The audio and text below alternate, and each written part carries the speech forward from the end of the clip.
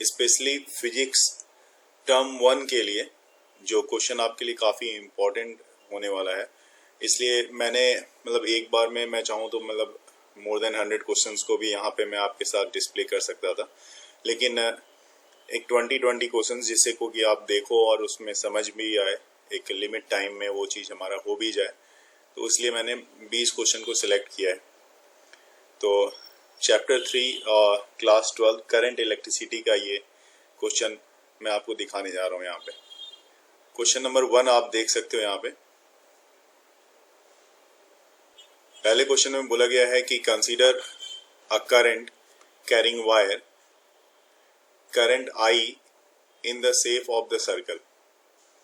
Note that as the current progress along the wire, the direction of J जो है ये आपके लिए current density है, changes in an exact manner while die current remains unaffected. The agent that is essentially responsible for this, कौन सा agent जो कि इसेंशियली यहाँ पे रिस्पॉन्सिबल होगा, ये हमें ऑप्शन के अकॉर्डिंग बताना है।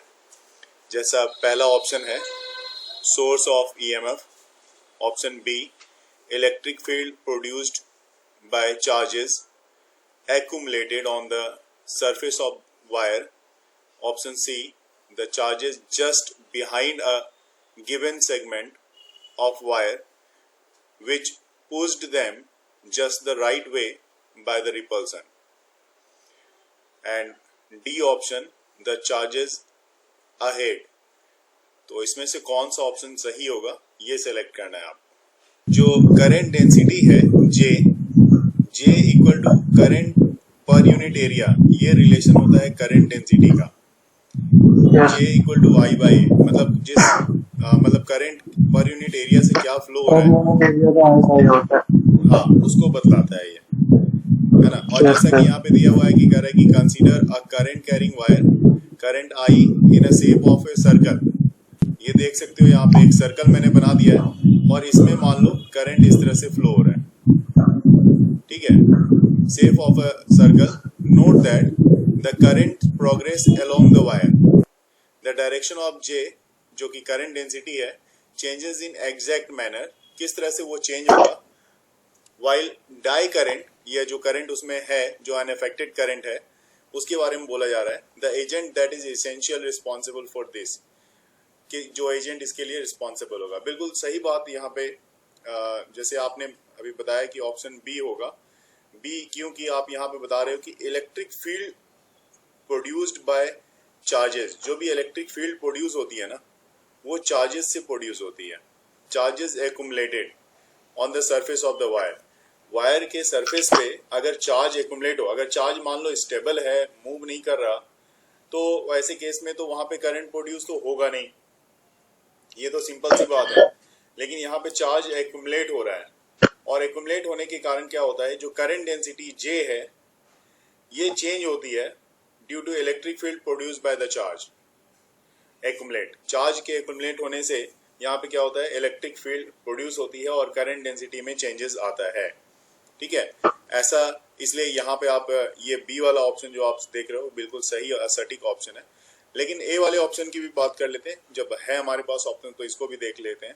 सोर्स ऑफ ईएमएफ, ये ईएमएफ का सोर्स नहीं हो सकता क्योंकि वोल्टेज यहाँ पे प्रोड्यूस होने के चांसेस नहीं है, तो ये आपका नहीं होगा।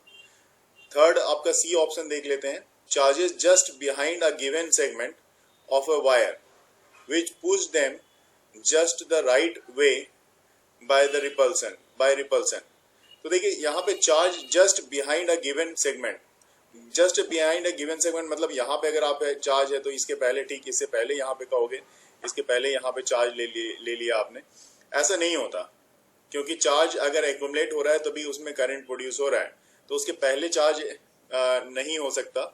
और यहाँ पे ये भी बोला जा रहा है कि given segment of wire which push them just a right way, तो राइट वे में पुश करने वाली बात हो रही है, तो ये भी गलत है, कोई लॉजिक इसमें नहीं दिखता हमें। नेक्स्ट है the charges ahead, charges ahead मतलब चार्ज का आगे चला जाना। अभी एक बार कह रहा है पीछे रहेगा चार्ज, एक बार कह रहा है आगे रहेगा। जी नहीं, चार्ज तो जहां जहां से करंट चार्ज एक्यूमुलेट होगा वहीं से सिर्फ करंट में मूवमेंट होगी और वहीं पे करंट डेंसिटी पर यूनिट एरिया उस वायर में आपको दिखेगी। तो इसलिए बी ऑप्शन इसका सही ऑप्शन है, बिल्कुल सही। करंट एक स्केलर क्वांटिटी है क्योंकि वो ट्रायंगल लॉ को फॉलो नहीं करता, लेकिन करंट डेंसिटी जो है ये एक वेक्टर क्वांटिटी है, ये चीज भी ध्यान में रखेंगे।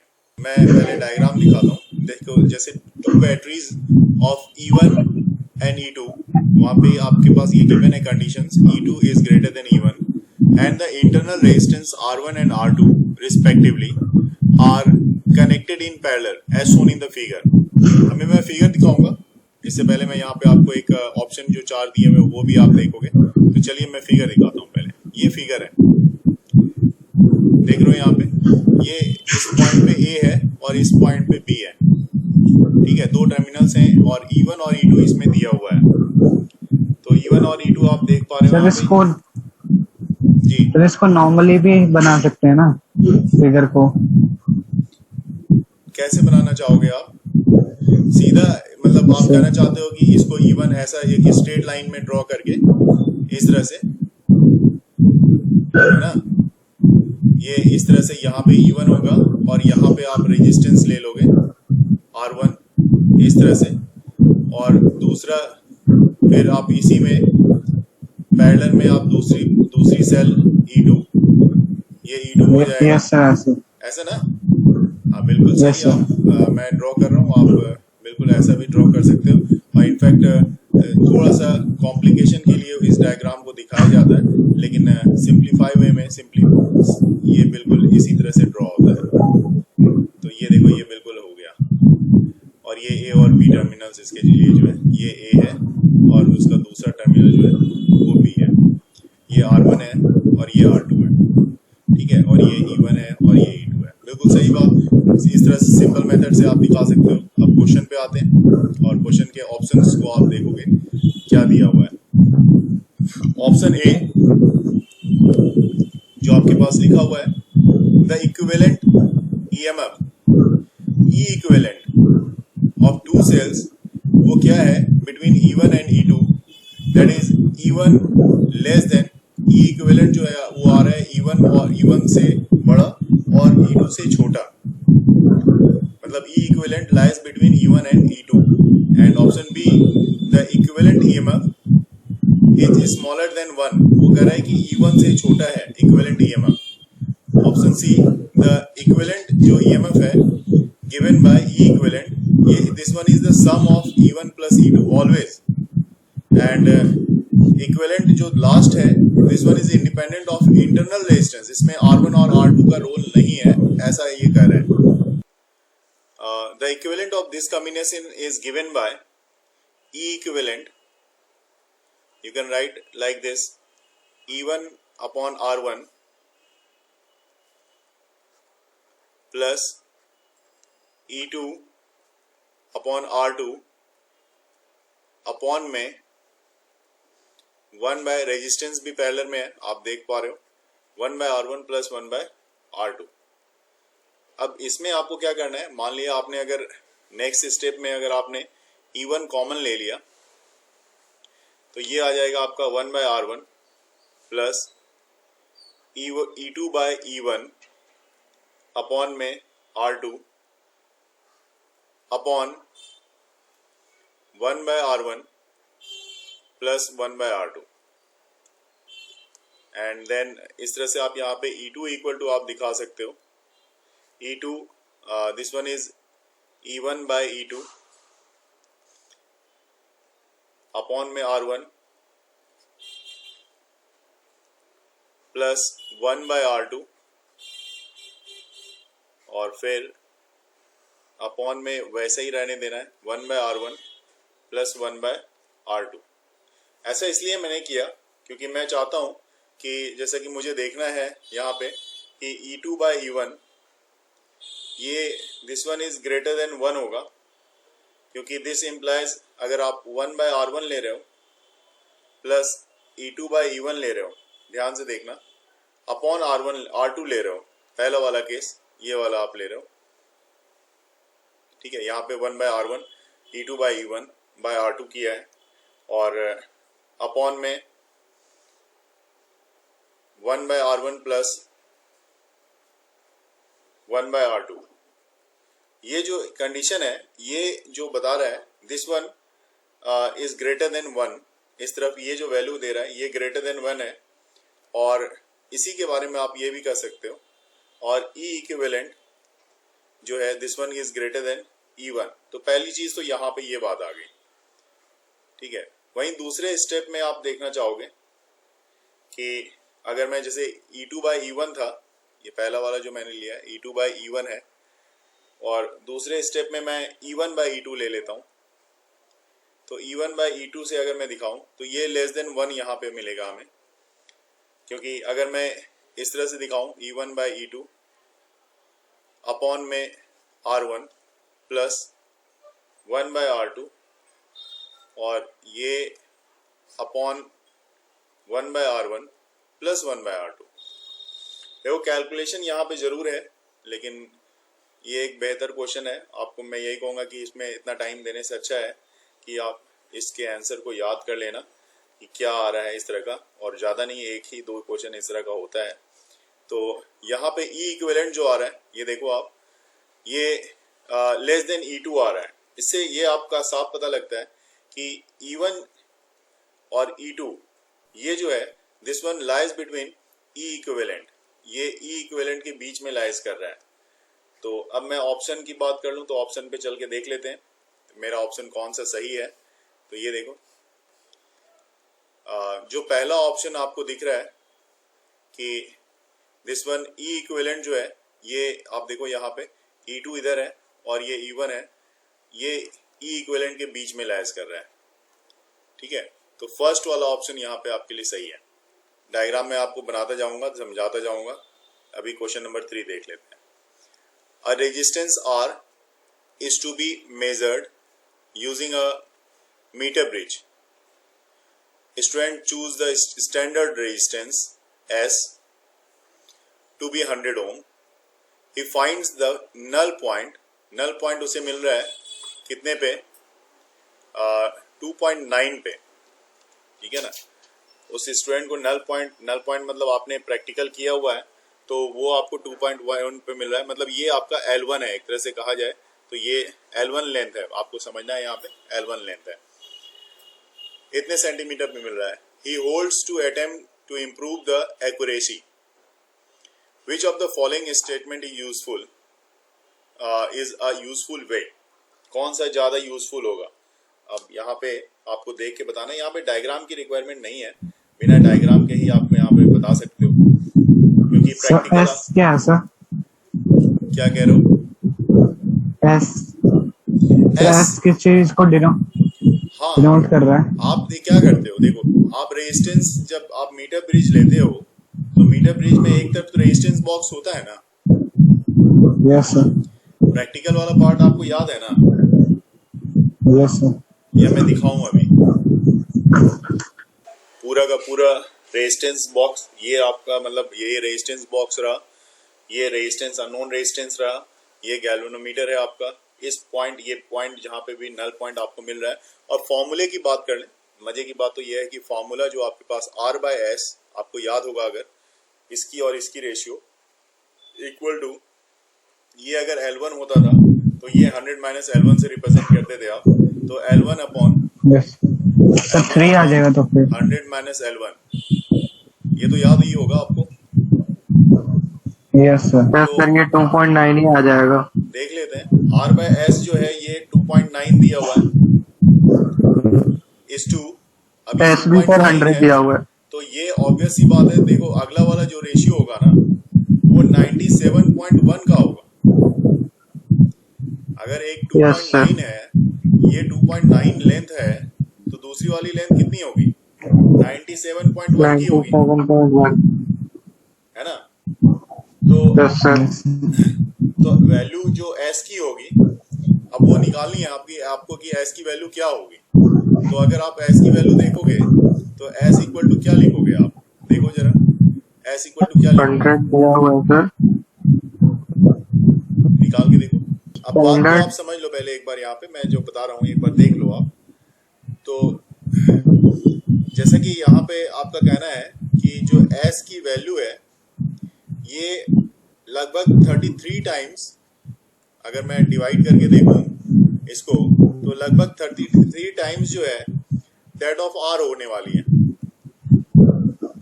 है ना, लगभग 33 टाइम्स दैट ऑफ R होने वाली है। लेकिन यहाँ पे हमें क्या देखना है, हमें ऑर्डर किसका देखना है, जैसा कि अभी आपने बताया हमें 1:1 का रेशियो, अगर बैलेंस पॉइंट में देखना है तो 1:1 का रेशियो देखना होगा, राइट। तो हमारे लिए ये जरूरी हो जाएगी कि ये जो S की वैल्यू है ये लगभग 1/33 टाइम्स है ना, मतलब दैट इज नियरली आप कह सकते हो 3 ओम के इक्वल होगी, अगर तब जाके आपको जो रेशियो है वो 1:1 का बैलेंस पॉइंट के लिए मिलेगा। आपके पास क्वेश्चन में कह रहा है कि जो S की वैल्यू है वो आप 100 ले रहे हो, ये बोल रहे हैं यहाँ पे कि आप S की वैल्यू 100 ले रहे हो, ठीक है। Resistance S to be 100 and L1 is 2.9, okay. He told to attempt to improve the accuracy, which of the following is the useful way। आपको एक्यूरेसी के लिए वो बोल रहा है कि अटेम्प्ट करो, इम्प्रूव करो ताकि वो एक्यूरेट वैल्यू दे। अभी ये एक्यूरेट वैल्यू नहीं दे रहा हमें, तो हमने क्या किया, हमने उसके एक्यूरेट वैल्यू के लिए हमने R/S equal to L1/100 minus L1 ले लिया। L1 हमारे पास 2.9 था, तो अगर 100 में 2.9 माइनस किया तो 97.1 हो गया। आपने इसको डिवाइड किया तो आपने ये क्या देगा, लगभग S जो है this one is 33 times of R। तो S अगर 33 टाइम्स ऑफ R है और S की वैल्यू अगर आपकी 100 है, S की वैल्यू आपको कोई बता रहा है कि ये क्वेश्चन में ही दे रहा है कि आपकी S की वैल्यू 100 है, तो 100 में आप क्या करोगे, यहाँ पे R इक्वल टू कितना लिखोगे, 100/33, तो लगभग 3 टाइम्स होगा, है ना। तो लगभग ये जो 3 टाइम्स है, मतलब 3 ओम्स का आपको लेना पड़ेगा R की वैल्यू को, तभी जाके जो है आपको S का जो वैल्यू है 100 लिया है आपने, वो एक्यूरेट हो जाएगा। क्लियर है? क्वेश्चन नंबर 4 कह रहा है 2 cells of EMF approximately 5 volt and 10 volt are to be accurately compared using the potentiometer of the length 400 centimeter। आपको कंपैरिजन ऑफ EMF का फॉर्मूला भी मैं बता दूं, वो कंपैरिजन ऑफ EMF का फॉर्मूला होता था E1/E2 इक्वल टू L1/L2। दो काम के लिए यूज किया जाता है, to determine the comparison of EMF, potentiometer की जो यूज होती है, और दूसरा होता है to determine the internal resistance, ठीक है। ये दोनों के लिए यहाँ पे यूज किया जाता है। तो आपसे यहाँ पे पूछा गया है कि 2 सेल जो एक की 5 है, एक की 10 है, एक की वैल्यू 5 है, एक की वैल्यू 10 है, तो 5/10 कहने का मतलब 1/2 का रेशियो यहाँ पे दिया हुआ है, ठीक है। पोटेंशियोमीटर की लेंथ दी हुई है 400, एक की लेंथ दे रखी है इसने 400, पोटेंशियोमीटर ऑफ लेंथ 400 की है, ठीक है। सारा चीज क्लियर है। ऑप्शन आपके पास अब आता है, the battery that turns the potentiometer should have voltage 8 volt. ये 8 वोल्ट का battery that runs the potentiometer, जिससे बैटरी से पोटेंशियोमीटर को ऑपरेट किया जा रहा है, वो 8 वोल्ट का होना चाहिए, ये कहा जा रहा है। दूसरा कहा जा रहा है the battery of the potentiometer can have the voltage of 15 volt and R जो रेजिस्टेंस है adjusted so that the potential drop across the wire slightly exceeds 10 volt. And option C, the first portion of 50 centimeter of the wire itself should have the potential drop of 10 volt। जहां पे 50 centimetre मिल रहा है वहां पे की बात कर रहा है, उससे कनेक्ट किया गया है और वहां पे वो 10 वोल्ट से कनेक्ट किया गया है। लास्ट ऑप्शन है potentiometer is usually used for comparing the resistance and not voltage. ये तो गलत है, रेजिस्टेंस की वैल्यू जरूर निकालते हैं लेकिन वोल्टेज को कंपेयर किया जाता है, इंटरनल रेजिस्टेंस की वैल्यू निकालते हैं। तो इसको तो मैं पहले ही क्रॉस कर दे रहा हूँ।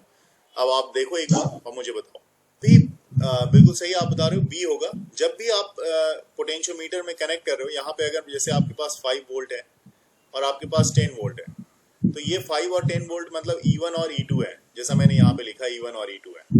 तो जब भी आप कनेक्ट EMF से बड़ा होना चाहिए, हाँ दोनों से E1 और E2 दोनों से मतलब बड़ा होना चाहिए। तो यहाँ पे आपके पास 15 वोल्ट जो आपने अप्लाई किया है, ये नीचे वाले में 10 वोल्ट है तो ये नहीं हो सकता, ये 8 वोल्ट है ये उससे भी लेस है, नहीं हो सकता। तो जब भी पोटेंशियोमीटर मतलब सिस्टम, पोटेंशियोमीटर क्या है, एक सिस्टम है, उसको पोटेंशियोमीटर के सिस्टम को जो कनेक्ट करने जा रहे हो आप, वो उसकी हमेशा E1 और E2 से वैल्यू ज्यादा होनी चाहिए। तो ये 15 volt is the right answer. Question number 5 जो है, जिसमें बोला गया है कि एक सिंपल सा सर्किट है, consider a simple circuit shown in figure मैं दिखा रहा हूं आपको। Stands for a variable resistance R can vary from R, ये जो वेरी कर रहा है ये R0 से, ये R0 है इनफैक्ट, तो R0 से कहाँ तक जा रहा है वो देख लो आप, R0 टू इन्फिनिटी। तो ये the internal resistance of battery की जो इंटरनल रेजिस्टेंस है उसमें जो वेरिएशन आ रही है। तो जो मैं बात कर रहा था कि ये जो रेजिस्टेंस है ये इंटरनल रेजिस्टेंस से काफी बड़ा है, बैटरी का इंटरनल रेजिस्टेंस से काफी बड़ा है, और R0 जो है इससे काफी छोटा है। तो ऑप्शन आपके पास यहाँ पे आप देख लो, ऑप्शन से पहले डायग्राम भी देखना जरूरी है। तो ये रहा डायग्राम जहाँ पे R0 है एक वेरिएबल रेजिस्टेंस के फॉर्म में, R है जो मेन रेजिस्टेंस है, और स्मॉल r जो है ये इंटरनल रेजिस्टेंस है। करंट यहाँ से पास हो रहा है, यहाँ पे आप दिखा सकते हो कि ये करंट है आपका, यहाँ से होके जा रहा है। तो अब ऑप्शन आपको देखना है कि कौन सा सही है। तो आइए देखते हैं। बिल्कुल, पोटेंशियल ड्रॉप अक्रॉस AB के अक्रॉस जो पोटेंशियल डिफरेंस है वो is not constant as R0 is varied. जैसा कि R0 वेरी कर रहा है तो कह रहा है कि वो कांस्टेंट नहीं होगा। तो बिल्कुल मुझे लग रहा है ये सही कह रहा है, क्योंकि अगर आप देखोगे यहाँ पे कि हाँ, ये पहला तो गलत मान रहा हूँ, क्योंकि इसके अक्रॉस जो पोटेंशियल है, चूंकि यहाँ पे वेरी हो रहा है तो इसमें भी थोड़ी बहुत वेरिएशन आएगी करंट की, है ना। तो इक्वल अमाउंट का कांस्टेंट कुछ पोटेंशियल सेट नहीं हो पाएगा। अगर पोटेंशियल कांस्टेंट सेट हो जाता तो स्टेडी करंट मतलब यूनिफॉर्म करंट जाता उससे। तो ये ऑप्शन को मैं बिल्कुल डिनाई कर रहा हूँ। ऑप्शन बी जो है आपके पास, current through R0 is nearly a constant as R0 is varied. तो जब कह रहा है कि R0 के मतलब करंट R0 के नियरली जो है वो कांस्टेंट कह रहा है, जबकि R0 वेरी कर रहा है, तो ऐसा पॉसिबल है क्या? जब रेजिस्टेंस वेरी करेगा तो करंट कैसे उससे होके पास कर सकता है यूनिफॉर्मली, कांस्टेंट करंट कैसे पास कर सकता है? ये तो पॉसिबल ही नहीं है। तो बी ऑप्शन को भी मैं मानने से इनकार कर रहा हूँ, ये बी ऑप्शन भी हमारा नहीं होगा। सी ऑप्शन देखते हैं। Current I depends on sensitivity on R0। तो ये थोड़ा सा मुझे लग रहा है कि थोड़ा सा ठीक है कि करंट I जो है वो डिपेंड करता है सेंसिटिविटी ऑफ R0 पे। R0 की सेंसिटिविटी कितनी है? सर फॉल्स है ये। अच्छा, फॉल्स। आप कैसे कह सकते हो फॉल्स है?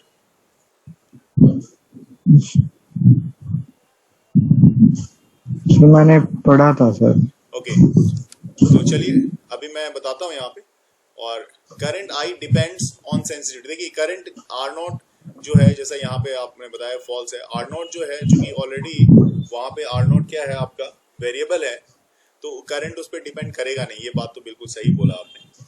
अब I greater than equal to VR plus R always, ये बता रहा है कि ऐसा होगा। तो यहाँ पे इस चीज को मैं एग्री करूंगा कि चूंकि एक लास्ट ऑप्शन बच रहा है, कैसे होगा वो देखना पड़ेगा।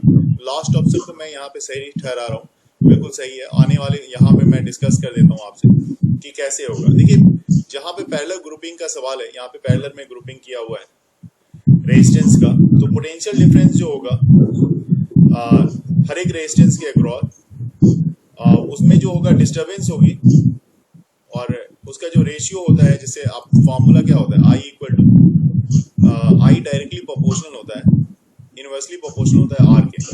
इसका मतलब पोटेंशियल डिफरेंस जो होगा, जो A और B के अक्रॉस जो पोटेंशियल डिफरेंस होगा, potential difference across A B, ठीक है, I R होगा। ये क्या होगा? I R A B and R दोनों ले लेते हैं, A B और R के चलो कांस्टेंट होगा। हाँ, जिस वन इज जिसको V बोलोगे, A B और कौन सा स्मॉल r के बीच, ये स्मॉल r और इस A B के बीच का जो पोटेंशियल डिफरेंस होगा, ये लगभग जो है आप कह सकते हो इक्विवेलेंट मान सकते हो यहाँ पे। है ना, क्योंकि इस दोनों पैरेलल में है और दोनों का पोटेंशियल बिल्कुल पैरेलल में माना जाएगा, तो पैरेलल कॉम्बिनेशन के हिसाब से। लेकिन यहाँ पे एक बात और है, आर अब इसका जो इक्विवेलेंट होगा, इसका और इसका इक्विवेलेंट, इसको अगर मैं आर डैश बोलूं तो आर डैश जो होगा ये छोटा हो, चूंकि पैरेलल हो गया ना, तो पैरेलल में रेजिस्टेंस कम हो जाता है, ये छोटा होगा आर से, मतलब इस इंडिविजुअल रेजिस्टेंस से छोटा हो जाएगा। तो अगर इसकी रेजिस्टेंस इस दोनों का पैरेलल रेजिस्टेंस इससे छोटा हो गया, तो ऑब्वियस सी बात है वहां पे करंट जो होगा I less than equal to V by R plus R, इसके इक्वल माना जाएगा। I equal to V by R होता है, तो लेस देन इक्वल टू इसके इक्वल माना जाएगा। इसलिए हमारा जो ऑप्शन है यहाँ पे उस हिसाब से देखा जाए तो ये वाला ऑप्शन जो मैंने यहाँ पे लिखा है, देखो ये I greater than equal to V R plus R, इसी को आप चेंज करोगे तो वो वाला ऑप्शन आपके पास मिल जाएगा। तो इस तरह से 5 का जो ऑप्शन है वो कौन सा है? First option. क्वेश्चन नंबर 6 है, इसमें भी फिगर की बात की जा रही है। In the meter bridge the point D is neutral point. अब मैं देखूंगा वहां पे पॉइंट डी जो है न्यूट्रल पॉइंट कौन सा है, मैं दिखाऊंगा आपको। मैं ऊपर वाले मीटर ब्रिज पे ही डिस्कस कर लूंगा। चलिए दिखा देता हूं मैं। ये डायग्राम बिल्कुल यही दिमाग में रखना है, सिर्फ बी की जगह जहां हमें नल पॉइंट बैलेंस में मिल रहा था, अब हमें डी पॉइंट पे बैलेंस में मिल रहा है। अब के क्वेश्चन, तो इस क्वेश्चन में आपके पास आगे जो बता रहा है, ये ऑप्शन देखोगे, the meter bridge can have other neutral points for this set of resistance. क्या कोई दूसरा न्यूट्रल पॉइंट भी हो सकता है इस तरह के एडजस्टमेंट में जो अभी सेट हम लोग देख रहे हैं उसमें?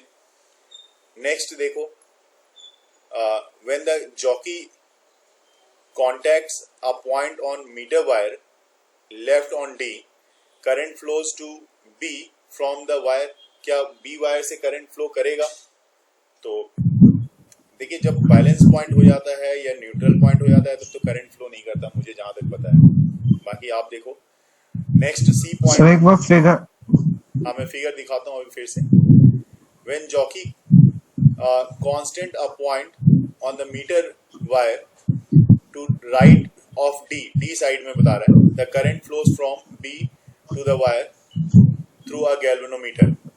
तब कह रहा है करंट फ्लो करेगा कब? जब यहाँ पे देखो दोनों में जो डिफरेंस है, देखो B वाले में कह रहा है when the jockey contacts a point on meter wire left of D, meter wire के लेफ्ट साइड में, D के लेफ्ट साइड में, तो current flows to B from the wire. Okay, और जब इसमें कह रहा है कि राइट साइड में, when the jockey contact a point on the meter wire to the right of D के राइट जाएगा, तो current flows from B to the wire through galvanometer.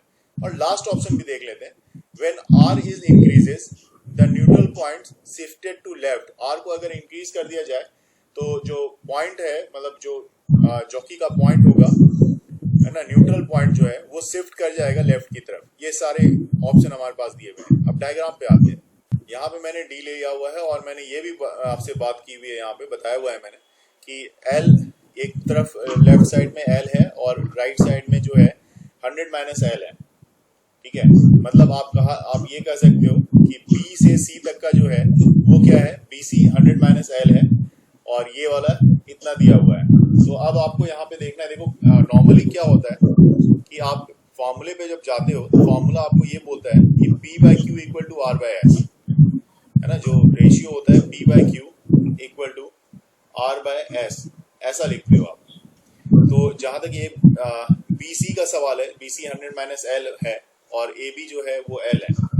Sir जी हाँ सर, डी मतलब सेंटर में है। D exactly उसके left या right move करने पे ये कंडीशन पूछा जा रहा है। तो S इक्वल टू देखो पहले क्या होगा, 100 माइनस एल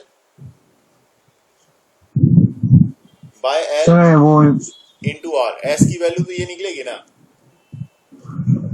सर, 50 सेंटीमीटर पे न्यूट्रल होगा तो उसके वो क्या होगा बताओ? डी के राइट में होना चाहिए सर। देखिए अब एक बात मैं आपको यहाँ पे क्लियर बताता हूँ। देखिए सिंपल सी बात है, अगर आपका गैल्वेनोमीटर बैलेंस पॉइंट दिखा रहा है तब तो उसमें करंट पास नहीं होगा ना, यस मतलब अगर यहाँ पे देखो, यहाँ से यहाँ करंट पास होगा क्या? नहीं होगा ना, अगर बैलेंस पॉइंट दिखा रहा है तो। यस होगा या नहीं होगा? नहीं होगा। ये पॉइंट हमारा बी है, क्वेश्चन के हिसाब से ये पॉइंट हमारा बी है, ये पॉइंट डी है, और अगर हमारे ये बैलेंस पॉइंट दिखा रहा है तो यहाँ से करंट पास नहीं होगा। ये बात तो क्लियर है। दूसरी बात मैं यहाँ पे आपको बताने जा रहा हूँ, ठीक है? तो अब यहाँ पे इसका मतलब अगर इसमें करंट पास नहीं हो रहा है, इसका मतलब बी से डी तक की पोटेंशियल सेम रहा होगा, कोई डिफ्लेक्शन नहीं आई तो पोटेंशियल भी सेम रहा होगा, ठीक है? तो अब इस तरह के पॉइंट को तो नल पॉइंट बोलते ही हो। लेकिन जब जॉकी को कांटेक्ट में लाते हो, मीटर वायर के कांटेक्ट में, ये जो 100 सेंटीमीटर का जो वायर है इसके कांटेक्ट में लाते हो और इसको राइट साइड लेके जाते हो, किधर लेके जा रहे हो? देखो, इसको राइट साइड लेके जा रहे हो, इस तरफ। अगर आप राइट साइड लेके जाते हो तो पोटेंशियल ड्रॉप जो ए और बी के अक्रॉस जो पोटेंशियल ड्रॉप होगा, इसके ए और ये बी और डी के बीच का, अब जो मीटर में पोटेंशियल ड्रॉप होगा वो क्या होगा? क्योंकि ए से डी, यहां से देखो ए से डी तक का है ना, तो मीटर वायर जो होगा राइट साइड जैसे शिफ्ट होगी तो पोटेंशियल जो ए से डी तक की होगी वो बढ़ जाएगी, ठीक है? ए से डी तक की जो पोटेंशियल ड्रॉप होगी वो बढ़ जाएगी। ध्यान रखना, मैं जो बोल रहा हूं सुनो ध्यान से। The potential drop across A D is more than potential drop across A B. A B से, ए बी मतलब ये बी है, ये देखो यहां से होता हुआ ए से बी तक का ये वाला जो पोटेंशियल ड्रॉप होगा, ये इससे ज्यादा पोटेंशियल ड्रॉप ए से डी तक का हो जाएगा, ठीक है? तो ऐसे केस में पोटेंशियल जो आपका डी पॉइंट पे मतलब लेस करना है, अगर आपको इस पे यहाँ पे लेस करना है, लेस तो करना पड़ेगा ना, लेस देन बी से लेस करना पड़ेगा पोटेंशियल ड्रॉप, ताकि बैलेंस में आ जाए। तो वैसे केस में जो करंट जो होगा फ्लो कहां से करेगा? बी से डी की तरफ करंट का फ्लो होना शुरू हो जाएगा। बी से डी की तरफ करंट का फ्लो होना शुरू हो जाएगा गैल्वेनोमीटर में। और जब करंट फ्लो होगा तो ऑब्वियसली बात है गैल्वेनोमीटर तो डिफ्लेक्शन दिखाएगा ही ना, तो गैल्वेनोमीटर डिफ्लेक्शन दिखाएगा। बात समझ लेना, फिर से मैं रिपीट कर रहा हूं। ए से बी तक का जब आप इसको राइट साइड शिफ्ट करोगे, जब राइट साइड शिफ्ट करोगे तो पोटेंशियल ड्रॉप ए और ए से बी के बीच की जो होगी, है ना, ये किसकी ज्यादा होगी? ए डी से ज्यादा हो जाएगी। ए डी ये वाला है आपका ए डी, ये डी पॉइंट है आपका। तो ए डी का जो मैं यहाँ पे लिख भी देता हूं ताकि ध्यान में रहे, ऐसे नहीं तो फिर भूल जाओगे, तो मैं यहाँ पे लिख देता हूं कि potential drop across A D greater than किससे हो जाएगा? Potential drop across A B से ज्यादा हो जाएगा। तो ऐसे केस में क्या होगा? अगर आप फिर से इसको बैलेंस पॉइंट में लाना चाहोगे तो यहाँ पे करंट का फ्लो होगा। अगर ये तो बैलेंस में है नहीं, दोनों अनइक्वल है, तो यहाँ से ऑब्वियस सी बात है, तब इस केस में क्या होगा? बी से होते हुए डी की तरफ करंट का फ्लो होगा और गैल्वेनोमीटर में डिफ्लेक्शन देखने को आपको मिलेगा, क्योंकि बैलेंस नहीं रहा। जैसे ही आप राइट साइड शिफ्ट करोगे तो बैलेंस में तो रहा नहीं, तो नहीं रहा तो क्या होता है? मीटर जो ये पोटेंशियोमीटर होती है, ये जो मीटर ब्रिज है यहाँ पे, मीटर ब्रिज आप देख रहे हो यहाँ पे, तो ये इसी तरह से यहाँ पे डिफ्लेक्शन, इसका जो पोटेंशियल है ए से डी का, ध्यान रखना, ए से डी ये नीचे वाला जो लेंथ है ये बढ़ गया ना, तो इसकी जो पोटेंशियल, क्योंकि देखिए क्यों होता है, क्योंकि आपने पढ़ा है वी डायरेक्टली प्रोपोर्शनल क्या होता है? लेंथ के। पोटेंशियोमीटर में आपने स्टडी किया है ना, तो लेंथ बढ़ रही है ना, तो इसके अक्रॉस का पोटेंशियल भी बढ़ रहा है। तो ए से बी तक का जो पोटेंशियल है यहाँ पे, ए से डी तक का जो पोटेंशियल है यहाँ से यहाँ तक का, ये बढ़ रहा है किससे? ए से बी के रिस्पेक्ट में, तो बढ़ रहा है, तो ऑब्वियस ही बात है, तो यहाँ से करंट उसमें गैल्वेनोमीटर से उसमें पास करेगा ही करेगा। क्वेश्चन नंबर 7 आप यहाँ पे देख पाओगे, which of the following is wrong? Resistivity of a conductor is. अब ये रॉन्ग ढूंढना थोड़ा मुश्किल होता है, मेहनत करना पड़ता है उसके लिए, है ना। तो यहाँ पे देख लेते हैं, फिर भी जब पूछा गया है तो रेजिस्टिविटी के लिए पहले मैं फॉर्मूला लिख दूंगा, तो मुझे लगता है कि आपका प्रॉब्लम ही खत्म हो जाएगा। चलिए मैं रेजिस्टिविटी का फॉर्मूला लिख रहा हूं। फॉर्मूला है rho equal to M upon N E square tau, ये फॉर्मूला होता है।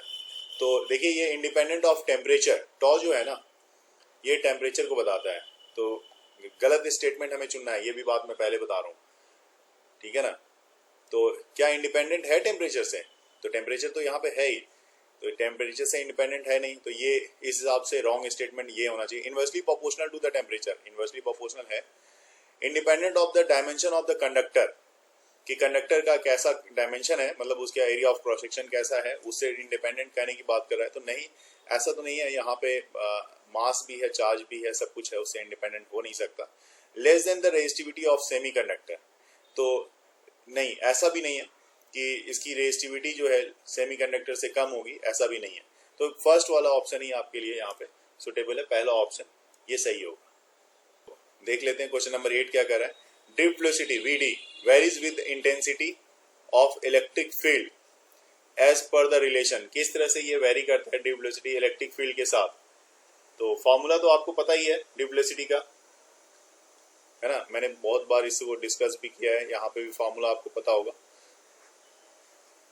Vd equal to E tau by m, इसका मतलब Vd जो है वो डायरेक्टली प्रोपोर्शनल होती है इलेक्ट्रिक फील्ड के।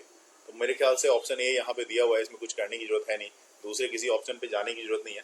दूसरा ये जो है 1/e है, ये अपॉन में है 1/e, और ये तीसरा है Vd इक्वल टू कॉन्स्टेंट, ये भी नहीं, और ई स्क्वायर ये तो होगा ही नहीं, तो ये भी क्लियर है आपका। क्वेश्चन नंबर 9 देख सकते हो आप यहाँ पे। क्वेश्चन नंबर 9 ये कह रहा है, for measurement of potential difference potentiometer is preferred over volt meter. Potentiometer को आप प्रेफर करते हो वोल्ट मीटर की जगह पे, है ना, वोल्ट मीटर की जगह पे पोटेंशियोमीटर को क्यों प्रेफर किया जाता है, ये सवाल पूछा जा रहा है आपसे यहाँ पे। सर क्योंकि मतलब वोल्ट मीटर का वो होता है इनफाइनाइट रेजिस्टेंस। देखिए बिल्कुल सही, एक तो पोटेंशियोमीटर बहुत सेंसिटिव होती है, ठीक है, तो ये ऑप्शन यहाँ पे हमारे पास दिया हुआ है, potentiometer is more sensitive then volt meter, ठीक है, उसको तो देख ही लेंगे। अगला ऑप्शन दिया हुआ है the resistance of the potentiometer is less than the volt meter, तो ऐसा कुछ नहीं है। और अगला ऑप्शन है potentiometer is cheaper than the volt meter, ये तो कोई मामला ही नहीं बनता। Potentiometer does not take current from the circuit, potentiometer does not take current. अब देखिए ये बिल्कुल सही बात है, हाँ डी, क्योंकि पोटेंशियोमीटर नल पॉइंट पे कोई करंट लेता नहीं है, तो ये बिल्कुल सही है। तो मैं कहता हूँ D option is the perfect answer, D बहुत ही सही आंसर है, ठीक है, तो डी आपका टिक कर सकते हो यहाँ पे आप। Sir V equals to E minus IR लगेगा। हाँ बिल्कुल, देखिए ईएमएफ का जहां तक सवाल है, तो किसी भी सेल या किसी भी बैटरी का मैक्सिमम वोल्टेज जो होता है वो ईएमएफ होता है। तो यहाँ पे इसको मैंने इससे ज्वाइन कर दिया, ये ज्वाइन होगा हमारा 2 से, ठीक है ना, ये कहाँ से तो सर वो 2 वोल्ट ही आ जाएगा। हाँ मैं 1 मिनट ज्वाइन कर देता हूँ, फिर से आपको दिखा देता हूँ। ये जो है यहाँ से 2, बिल्कुल ईएमएफ जो होगा मैक्सिमम वोल्टेज है, तो ईएमएफ 2 वोल्ट हो गया, बिल्कुल सही बात। और जहां तक स्लोप है, तो स्लोप को m से दिखाते हैं, ये स्लोप है, तो स्लोप इक्वल टू क्या होगा 2/5, जो विच इज इक्वल टू 0.4। और ये क्यों, क्योंकि ये एक तरह से V/I है, जो कि R को रिप्रेजेंट कर रहा है, तो ये इतना ओम का रेजिस्टेंस है। तो आपको क्लियर हो गया कि ये भाई 2 वोल्ट और 0.4 ओम। तो यहाँ पे ऑप्शन देख लीजिए कौन सा है, तो फर्स्ट ऑप्शन है 2 वोल्ट और 0.5 ओम, ठीक है। उसी तरह से नेक्स्ट क्वेश्चन आप देखो, क्वेश्चन नंबर 11। क्वेश्चन नंबर 11 ये कह रहा है कि a Daniell cell is balanced कितने पे, 125 सेंटीमीटर लेंथ पे, and a potentiometer wire. Now the cell is short circuited by a resistance 2 ohm and the balance is obtained at 100 centimeter. The internal resistance of the Daniell cell is, internal resistance हमें बतानी होगी Daniell cell की क्या होगी। जब potentiometer के internal resistance का मामला है, तो आप घबराना नहीं है, आपको इसके इंटरनल रेजिस्टेंस का फॉर्मूला जानना चाहिए बस, R equal to L1 minus L1 minus L2 upon में L2 इंटू R।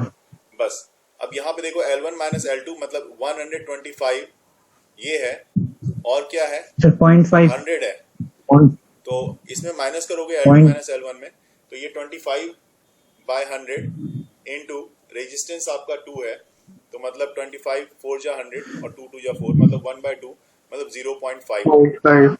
बिल्कुल फर्स्ट वाला ऑप्शन आपको बिल्कुल 0.5 क्लियर दिख रहा है। उसी तरह से अगले क्वेश्चन को यहाँ पे आप देख सकते हो। यहाँ पे देखो question number 12, when there is an electric current through a conducting wire along its length, then an electric field must exist। तो इलेक्ट्रिक फील्ड कहाँ एग्जिस्ट करेगी ये आपको यहाँ पे बताना है। देखो आउटसाइड द वायर तो होगा नहीं, जो कि नॉर्मल है इसके, और outside the wire but parallel to the heat ये भी नहीं होगा। एक नॉर्मल कर रहा है पैरेलल, और आउटसाइड वाला तो कुछ नहीं होगा। अब दो बच रहे हैं इनसाइड, तो 50-50 कर सकते हो यहाँ पे आप। Inside the wire but parallel to it, wire के अंदर और उसके पैरेलल होगी, बिल्कुल सही बात है, ये ऑप्शन सही है। Inside the wire but normal to it, ऐसा नहीं है, नॉर्मल नहीं होगा। अब यहाँ पे जो मैंने सी सेलेक्ट किया है, इसमें मैं आपको बता दूं कि इलेक्ट्रिक फील्ड जो होती है पैरेलल टू द वायर और इनसाइड होती है, क्रिएट होती है, क्योंकि पोटेंशियल वहां पे पोटेंशियल डिफरेंस प्रोड्यूस हो जाता है, और उसके कारण क्या होता है, इलेक्ट्रोस्टैटिक फोर्स इलेक्ट्रॉन पे लगता है आपका इलेक्ट्रोस्टैटिक फोर्स। इस कारण से क्या होता है, उसके अंदर में ही वायर के अंदर और पैरेलल टू इट आपकी ये जो होती है कंडक्टिव वायर में लेंथ के अलोंग इलेक्ट्रिक फील्ड एग्जिस्ट करती है। ठीक है, ये याद भी रखना, पेपर के लिए भी काफी इंपॉर्टेंट है, बहुत अच्छा क्वेश्चन है, सिर्फ कॉन्सेप्ट है इसमें। तो अगले क्वेश्चन पे आते हैं। अगला क्वेश्चन आप यहाँ पे देख सकते हो यहाँ पे कि 3 resistors each of 2 ohms are connected together in a triangular shape. The resistance between any 2 vertices will be. अब शायद मुझे इसका डायग्राम आपके लिए बनाना पड़े फिर से कि भाई 2 ohm और 2 ohm 4 ohm होगा, 4 ohm और 1/4 ohm, तो मतलब दोनों पैरेलल में होगा, एक 1/4 और प्लस एक बार 1/2। इसका इक्विवेलेंट निकालोगे कितना आएगा आपका? सर एक बार सीरीज में होगा, एक बार पैरेलल में होगा ना? बिल्कुल, एक बार सीरीज में है, ऊपर वाला ये दोनों सीरीज में है, उसके बाद उसके साथ ये पैरेलल में है, तो ये आपके पास आ जाएगा डायरेक्ट फर्स्ट वाला 4/3 ohm। आप कैलकुलेट करके देख लोगे। Yes sir. अगला क्वेश्चन नंबर 14 में आपको दिखाने जा रहा हूँ यहाँ पे। From the graph between the current I end voltage V shown below, identify the portion corresponding to the negative resistance। अब इस तरह का क्वेश्चन भी आया हुआ है, पेपर में आता भी है, और आपको यहाँ पे बताना है कि भाई from the graph between the current and I voltage identify the portion corresponding to the negative resistance. Negative resistance की वैल्यू कहाँ पे होगी ये बताना है, किस पोर्शन पे होगी। सर सर इसमें वही फॉर्मूला यूज होगा ना? क्या होगा? R equals to V upon I।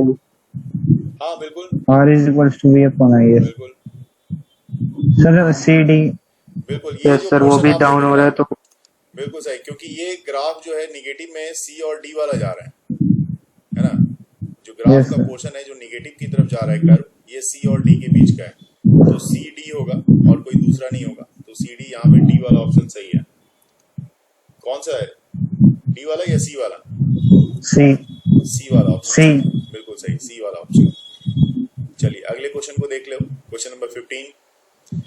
यहाँ पे ये कह रहा है कि a battery consist of variable number V of identical cells having internal resistances connected in series. The terminals of a battery are short circuited and the current I is measured. Which of the graph below show the relationship between I and N?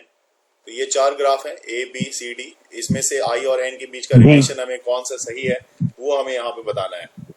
देखिए जहाँ तक सवाल है formula का ना, तो formula के लिए मैं आपको बता देना चाहूंगा, हिंट दे देना चाहूंगा।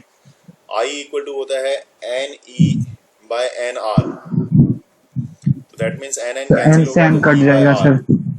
I इक्वल टू E/R, मतलब ये इंडिपेंडेंट हो गया, N से इंडिपेंडेंट हो गया, तो बिल्कुल सही, यहाँ पे D वाला ऑप्शन सही है। क्वेश्चन नंबर 16 देखते हैं। A charge is moving across a junction, then option है momentum will be conserve, momentum will not be conserve, at some places momentum will be conserve and at some places momentum will not be conserve, और none of this is. कोई भी नहीं होगा इसमें से option, none of this, D option, क्योंकि ऐसा कुछ नहीं होता, मोमेंटम विल बी कंजर्व, ये सब कोई मैकेनिक्स का फॉर्म कंडीशन यहाँ पे नहीं लग रहा, इसलिए ऐसा कुछ नहीं होगा यहाँ पे। ठीक है, ग्राफ तो ये रहा, और क्वेश्चन आपका क्वेश्चन नंबर 17 है।